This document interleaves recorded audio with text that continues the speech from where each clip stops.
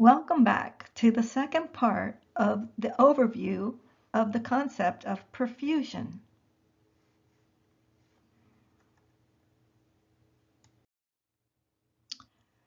Nursing assessment, including assessment of pulse and blood pressure, and the collection of subjective data, are essential to designing the nursing plan of care. Symptoms such as pain, fatigue, and shortness of breath are assessed by carefully questioning of the client. Nursing assessment of the cardiovascular system requires the use of inspection, palpation, percussion, and auscultation. During each of the procedures, the nurse is gathering objective data related to the function of the heart as determined by the heart rate and the quality and characteristics of the heart sounds. In addition, the nurse observes for signs of appropriate cardiac function in relation to oxygen perfusion by assessing skin color and temperature, abnormal pulsations, and the characteristics of the client's respiratory effort. Knowledge of normal parameters and expected findings is essential in determining the meaning of the data during a physical health assessment.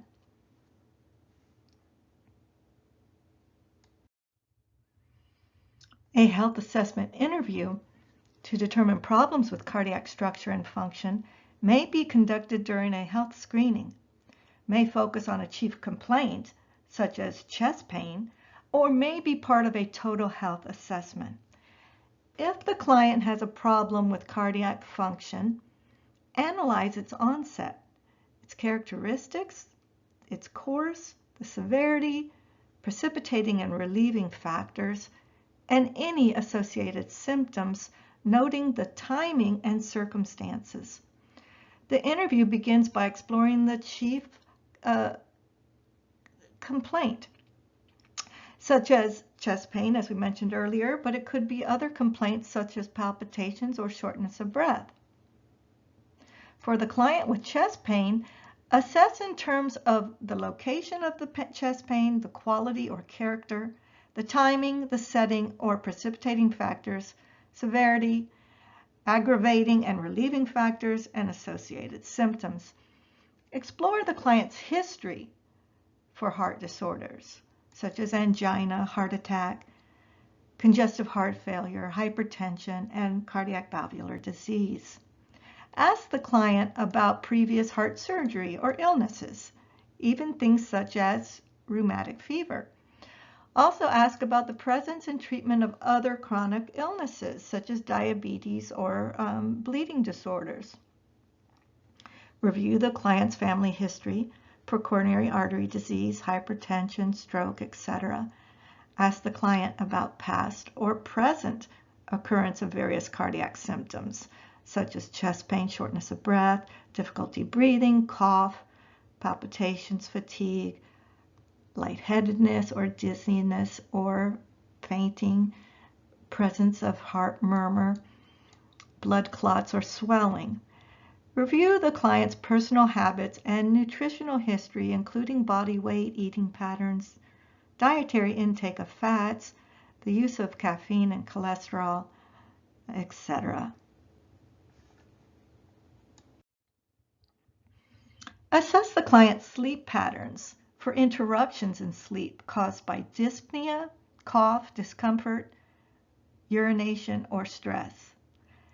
A very important question to ask patients with cardiovascular problems is how many pillows they use at night when sleeping. Okay? And as you'll see, that the more pillows they use, that would indicate that their heart failure perhaps is more severe with each additional pillow.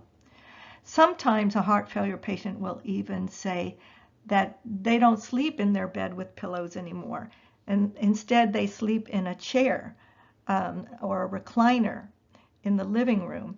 And the reason for that is because they need to basically be sitting upright in order to get a good night's sleep. So that is a very important and telling question. Of course, a recliner is probably even more severe than 3 pillows. Okay, so the more pillows that you add on, the more difficulty they're having breathing in that case. The importance of the accuracy of blood pressure assessments cannot be overemphasized. Okay, many assessments about a client's health are made on the basis of their blood pressure. Blood pressures are an important indicator of the client's condition and are used as a basis for identifying nursing interventions. Now, hypotension is a below normal blood pressure reading, and one that blood pressure reading that is consistently between 85 and 110 millimeters of mercury in an individual whose baseline blood pressure is typically higher. Orthostatic hypotension is blood pressure that falls when the client sits or stands. It usually results from peripheral vasodilation, in which the blood leaves the central body organs, especially the brain, and moves to the periphery, often causing the person to feel lightheaded or faint. Causes of hypotension include dehydration, bleeding, severe burns, and analgesics use, especially with drugs such as Demerol. Hypotensive clients should be carefully monitored for fall risk.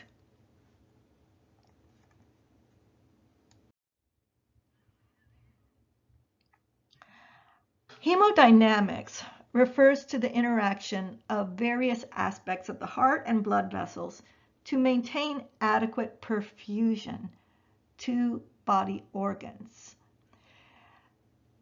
Basically put, hemodynamics is the measurement of pressures.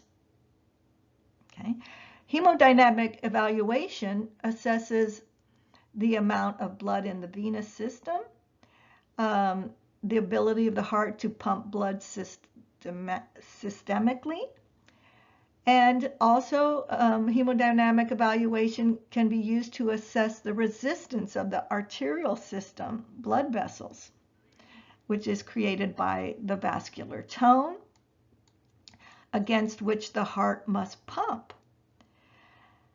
Hemodynamic assessment allows for early detection of impending cardiovascular decompensation.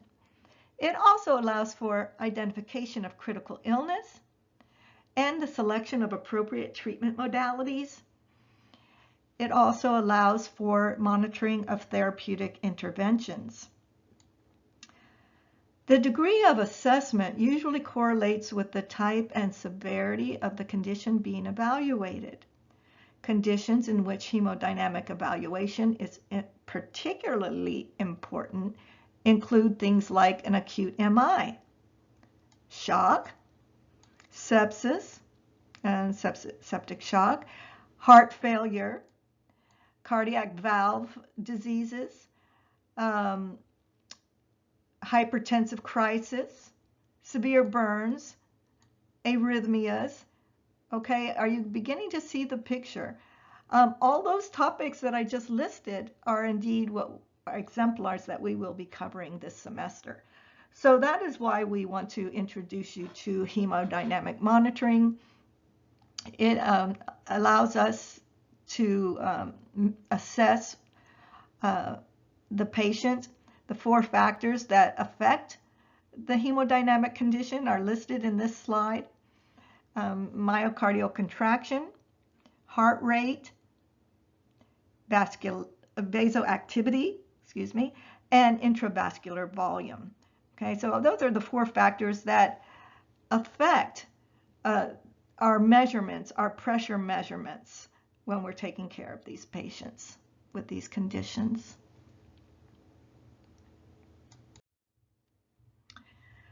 So I'm going to introduce you to 3 types of hemodynamic monitoring. All of these are used in the intensive care units. Not all critical care patients will have these, of course, because they are invasive. But I want you to be at least familiar with them so that if you do see it, you'll understand why it is being used for that patient. So it is hemodynamic monitoring is important in the care of any hospitalized patient. Frequent monitoring is of utmost importance in critically ill patients and also surgical patients that have an increased risk of morbidity and mortality. And this can be achieved through intermittent monitoring, which is our non-invasive method. But those non-invasive intermittent methods of determining blood pressure, for example, only provide a snapshot in time, which may not be adequate for these patients. But we could also achieve this through continuous invasive monitoring, and that's what we're talking about here. The most common way to get a continuous blood pressure reading is through the use of an arterial pressure monitoring system. This occurs via the cannulation of a peripheral artery. Each cardiac contraction exerts pressure, which results in mechanical motion of flow within the catheter. The mechanical motion is transmitted to a transducer via a rigid fluid-filled tubing. The transducer converts this information, this pressure that is exerted, into electrical signals, which are transmitted to the monitor that the nurse can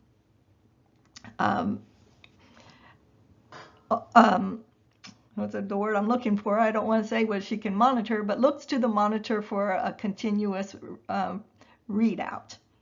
Okay, the monitor will display a beat-to-beat arterial waveform as well as those numerical values of the pressures. This provides the care team with continuous information about the patient's cardiovascular system, and it can be used for diagnosis and treatment. The most common site of arterial cannulation is the radial artery due to the ease of accessibility. Other sites used are the brachial and femoral arteries. An arterial line would be indicated in critically ill patients in the ICU who require close monitoring of hemodynamics. In these patients, blood pressure measurements at spaced out intervals may be unsafe, as they may have sudden changes. The patient can have sudden changes in their hemodynamic status, and they may require timely attention.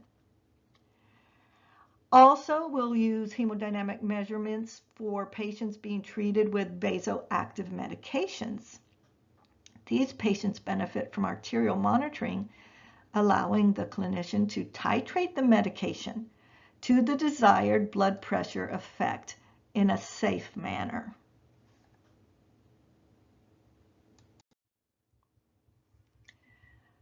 The next type of hemodynamic monitoring we'll talk about is the pulmonary artery catheter, or Swan-Ganz. It is also referred to as a right heart catheter. It can be used for a variety of clinical purposes. Interpreting hemodynamic data from pulmonary artery catheters is important for the diagnosis and management of a range of conditions, including shock and pulmonary artery hypertension. To measure the wedge pressure, a catheter is inserted through a central vein. It can be the femoral, subclavian, or internal jugular. Usually it's going to be the internal jugular. It is the preferred access for this type of catheter insertion. Always remember that the femoral, although it is used at times, it's not in a clean area in the groin. So we try to avoid that if at all possible. And then this catheter is advanced into the superior or inferior vena cava to reach the right atrium. From the right atrium, the catheter is advanced through the tricuspid valve into the right ventricle. Once it's in the right ventricle, the catheter is advanced to the right ventricular outflow tract, then to the pulmonary artery after crossing the pulmonic valve. The tip of the catheter lies in the main pulmonary artery. where the balloon can be inflated for measurement of the wedge pressure, which is the pulmonary capillary wedge pressure. In most cases, the wedge pressure is also an estimate of left ventricular pressure. More specifically, it's an estimate or an indirect measurement of the left ventricular end diastolic pressure. The normal capillary wedge pressure is between 4 to 12 millimeters of mercury. Elevated levels of the wedge pressure might indicate severe left ventricular failure or severe mitral stenosis.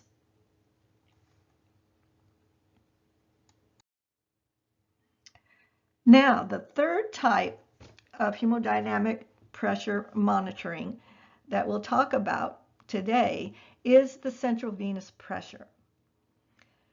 The central venous pressure is an estimate of right atrial pressure, and it has been used to assess cardiac preload and volume status in critically ill patients.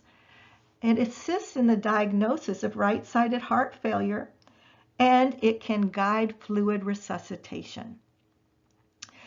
CVP, or central venous pressure, falls in association with hypovolemia, and it rises if there is an increase in circulating volume. So measurement of the CVP is used to assess cardiac function and to monitor fluid therapy, in particular to avoid overzealous fluid administration. Okay? As such, it can be used as one endpoint to fluid therapy.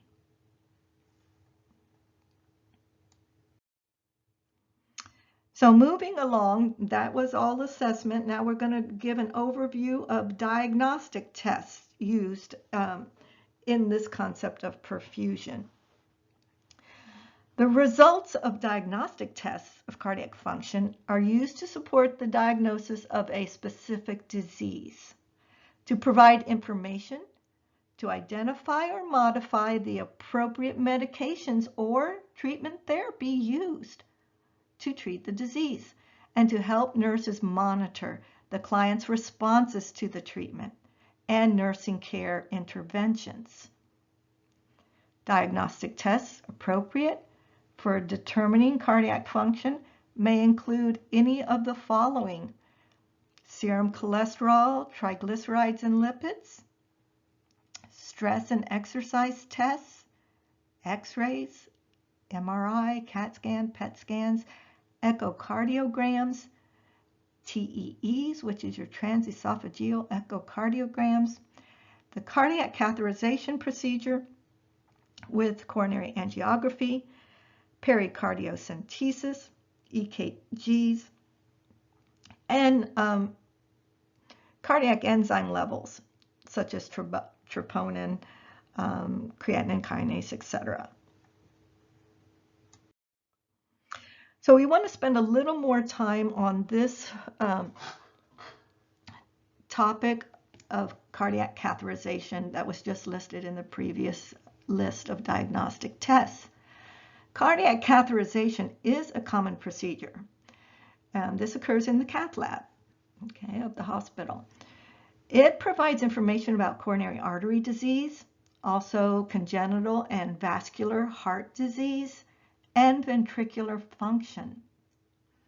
Cardiac catheterization is also used to measure pressures, intracardiac pressures, and oxygen levels, as well as cardiac output and ejection fraction. With injection of contrast media and fluoroscopy, the coronary arteries can be seen or visualized. Chambers of the heart can be outlined, and the motion of the cardiac wall can be assessed. Now, we can do or perform both left and right-sided heart catheterizations. And of course, the catheter is going to be inserted in perhaps different areas.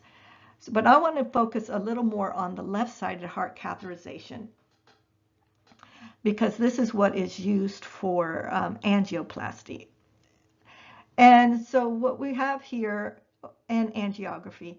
Left-sided heart catheterization is done by inserting a catheter into a radial, femoral, or brachial artery. Most commonly, it is the femoral artery in the groin, okay, because this is a temporary insertion of a catheter. It's not left just long enough to do the procedure, okay. From that area, from the groin, for example, the catheter is passed up to the aorta, across the aortic valve, and into the left ventricle.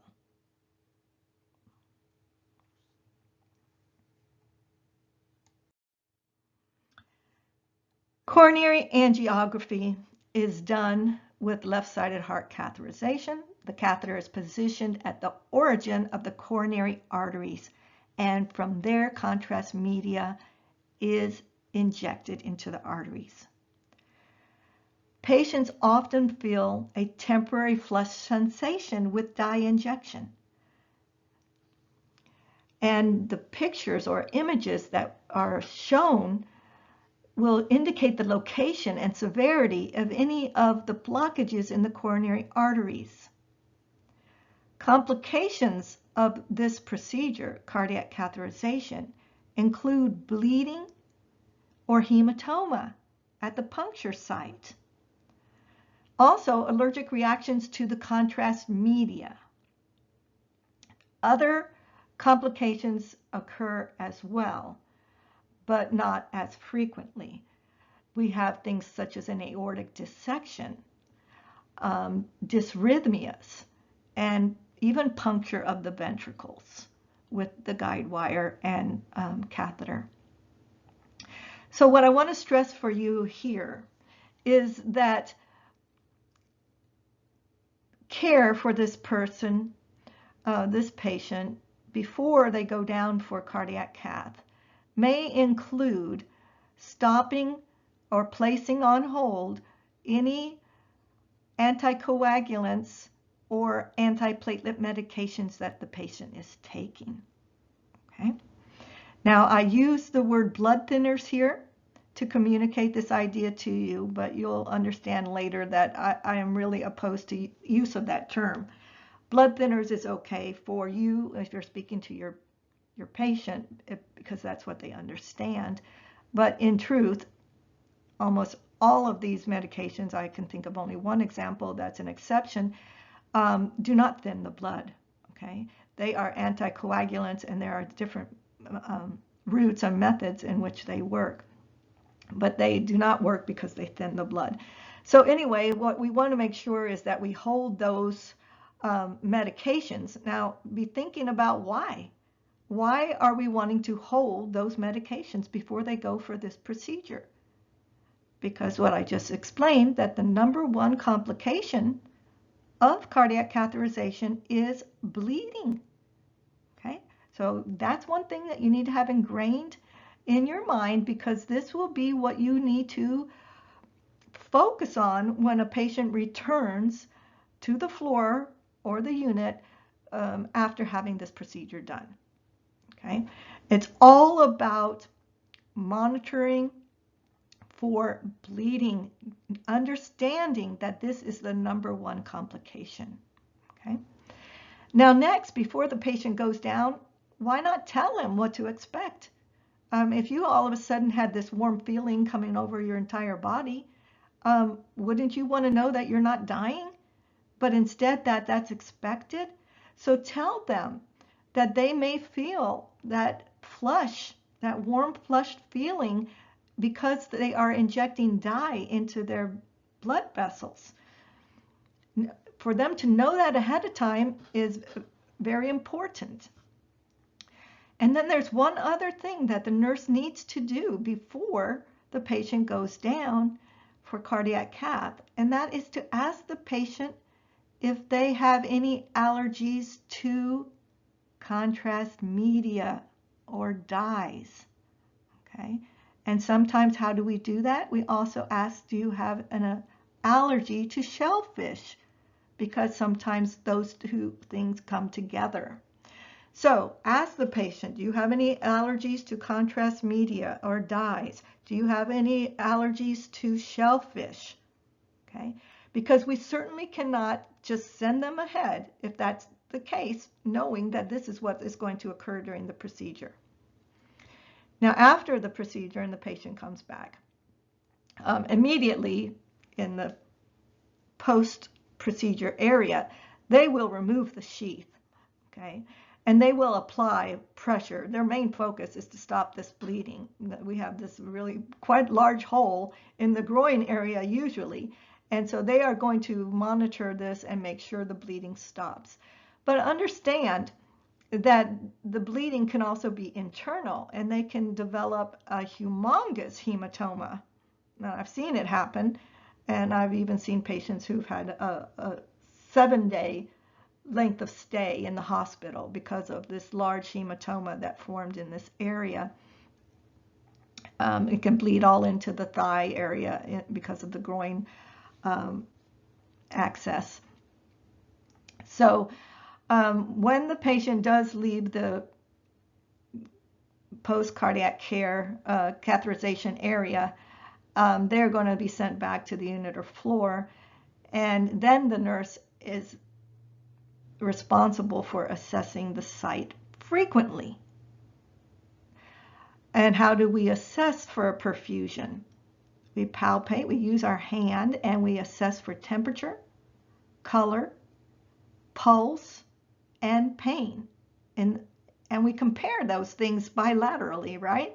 On the procedural side and the non-procedural side. We compare those things. And so which pulses, I'm asking you, should you assess? If the groin was, the femoral artery was the access point, which pulses are you interested in assessing? Okay, you're going to be most interested in assessing the pulses distal to the access area. Okay, because if there is a huge hematoma or bleeding in the groin area, are you going to have a normal strength of pulse in your dorsal pedis pulse? In the furthest point of that extremity? No, you're going to see changes. So that is why we assess the pulse distal to the access area to make sure that there aren't any complications as a result of this procedure. We already said that the number one complication, commit to memory, is the bleeding. Okay, I know there is a slight risk of infection, but honestly, I've never seen that. But I definitely have seen bleeding issues. So always remember, bleeding is the number one complication, and so you assess for bleeding, and that includes the vital signs as well. We'll talk about that later. How long should the patient be on bed rest? Well, when they come back, they're going to be on bed rest for a number of hours, not 24 hours. That's way too long. Okay, but they're going to be instructed, you'll follow the protocol at your hospital, but they're going to be instructed to keep their leg flat. And how do we keep their leg? Because if they have groin access, how do we keep their leg flat? By keeping them in bed rest. Okay, usually it's 4, maybe 6 hours at the most, because we want to have that clot in the groin to have a chance to really solidify and not allow for bleeding to occur. Okay, so they have to be on bed rest for a number of hours to make sure that that clot doesn't get dislodged and we don't initiate the process of bleeding. All right, so that's what our main focus is on these patients. We have a few more slides here on diagnostics. Understand that even patients with cardiac issues can be sent down for PET scans for the purpose of assessing tissue permeability, determining the size of a cardiac infarct or an acute heart attack. determining the effects of drugs on the diseased tissue, and also identifying coronary artery disease. Many clinical chemistry laboratories perform troponin testing to aid in the diagnosis of acute coronary syndrome. The troponin test measures the level of certain proteins or enzymes called troponin in the bloodstream. These proteins are released when the heart muscle has been damaged. So they're considered biomarkers. If you've had a heart attack, you're going to see a rise in the amount of troponin in the bloodstream. The more damage that there is to the heart, the greater the amount of troponin there will be in the bloodstream. Now, I'm making a big point here to talk about troponin because it is the most specific biomarker. Okay? In other words, there are no other proteins or enzymes that are released from other tissues. Well, let's see, I'm getting it confused here. When a person has a heart attack, the damaged tissue is going to release troponin, and it is specific to the heart muscle itself. Okay, so any other type of trauma in the body is not going to release troponin. It's very specific for injury to the heart muscle. Okay, although it is very sensitive as well, that's very important. However, what's most important and what they test you on in nursing is that you understand that it is the most specific. Okay, and other biomarkers cannot lay claim to that.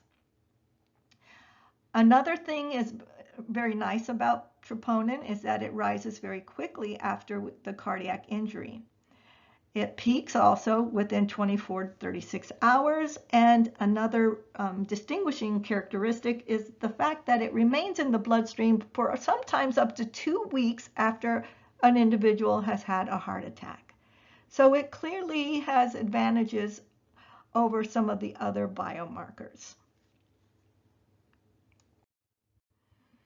All right, so now let's talk about independent interventions, things that we can do to promote perfusion. Certainly supporting and improving adequate perfusion. Again, the goal is going to depend on the specific disease process that's involved with that particular client. We sometimes need to reduce stress on the heart, decrease the cardiac workload, increase the efficiency of cardiac contractions, and meet their fluid needs. Teaching is very important in perfusion alterations. Teaching primary prevention to reduce later risk, as we mentioned earlier, through lifestyle modifications, including things like reducing fat intake, regular aerobic exercise, and of course eating a well-balanced diet that's high in fruit and vegetables. Other interventions on the part of nursing is going to be promoting circulation and cardiopulmonary function. We will monitor arterial lines, certainly venous lines as well, and fluid and drug regimens, and blood transfusions and blood component therapies. We will also monitor and promote the use of chest tubes and hemovacs in terms of the output and fluid volume, and we also may assist with thoracentesis procedure. Sometimes those are done at the bedside. Pressure supports, especially, also can help to promote circulation, especially our compression devices, tourniquets and CPR and things like that. Continuous monitoring is very important in these patients who have alterations in perfusion. We're going to do their vital signs. Sometimes that means invasive measurements, such as we see with the arterial blood pressure line and the central venous pressure lines. And also we could add to that our Swan-Ganz or pulmonary artery catheter measurements to measure cardiac output and stroke volume. In pregnant patients, that would include fetal monitoring. And then in the cardiac floor and units where they have EKG monitoring, we'll be recording and interpreting those things. During emergency situations, we can do CPR to promote perfusion. And assess the application of those compression devices. We see it here in this picture. It's not only TED hose and compression stockings, but it is the use of these sequential compression devices, SCDs. First of all, make sure they're hooked up, okay? And that they should be used appropriately to promote perfusion in these patients.